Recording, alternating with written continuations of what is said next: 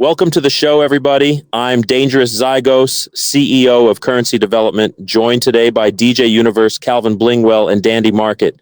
And guys, I want to start with a moment that sounds like a scene straight out of a movie. Tyler, the creator, a teenager from Los Angeles, sitting inside Jay-Z's personal home, being offered a major deal with Roc Nation. And he says no. Man, as a manager who started from absolute scratch in Ohio and fought for every single connection in Florida, hearing that makes my head spin. You don't just walk into Hov's house, look at the gold plaques and say, nah, I'm good. Roc Nation isn't just a label, it's a direct pipeline to the highest rooms in media, global touring, and radio dominance. Turning that down is turning down the ultimate accelerator. Look, coming out of New Orleans and LSU and now navigating the rap game out here in Calabasas, I get the temptation. When you're young, that cosign is like rocket fuel. But Tyler turning down Roc Nation wasn't just a rebellious stunt. It was an active rejection of the industry plumbing. If he signs that dotted line, he's trading his master recordings and his aesthetic control for immediate distribution. He chose the slow burn over the fast bag. Exactly. You got to stay lit to survive, but you also got to know who is fueling your fire. If Tyler takes that deal, Odd Future gets folded into a corporate machine. Instead, they built their own universe. Think about it. They created Golf Wang, their own clothing line, and Camp Flog Gnaw, which became a massive annual festival in LA, pulling in tens of thousands of fans. That's not just music. That's building an economy from the ground up. But let's look at the tension there. Dandy Market. Was Tyler actually executing a genius, long-term business strategy?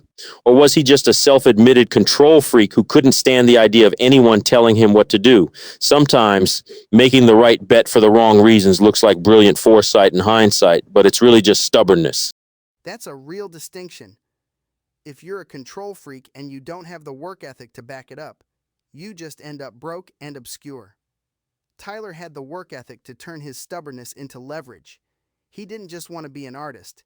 He wanted to be the architect of the entire infrastructure.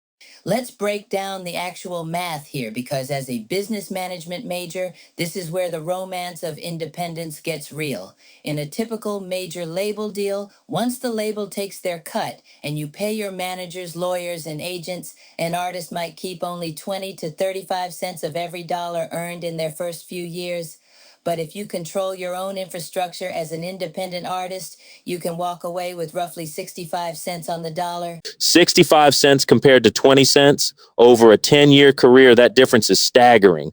If an artist generates $10 million in revenue, we're talking about keeping 6.5 million versus maybe 2 million. That's the cost of the corporate shortcut. And look at how they captured that margin directly. When Camp Flog Gnaw started, tickets were in the $50 to $70 range.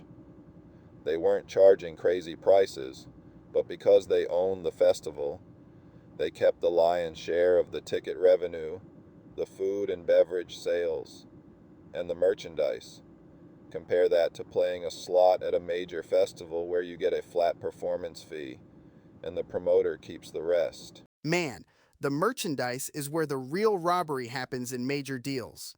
A standard major label contract can demand 20 to 25% of your touring merchandise and sometimes even a cut of your retail merch. If you're selling direct to consumer like Golf Wang does, your margins are incredibly high because you aren't paying a label tax on every hoodie or t-shirt you ship out of your warehouse. Exactly, DJ Universe. If you let a major deal take 20% of your touring and 25% of your merch over a decade, that money compounds against you. You're funding their office space in Manhattan while you're still grinding on the road. Tyler owning his catalog and his brand equity means he actually owns his future, not just his past. So the practical lesson here for any rising artist is simple. Before you sign that contract because you want the immediate cash, you need to calculate what 10 years of touring, merch, and master ownership will actually add up to.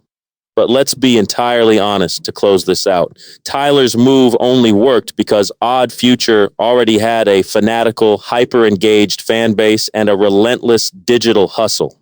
If you don't have that organic infrastructure, saying no to a major isn't independence, it's just a fantasy.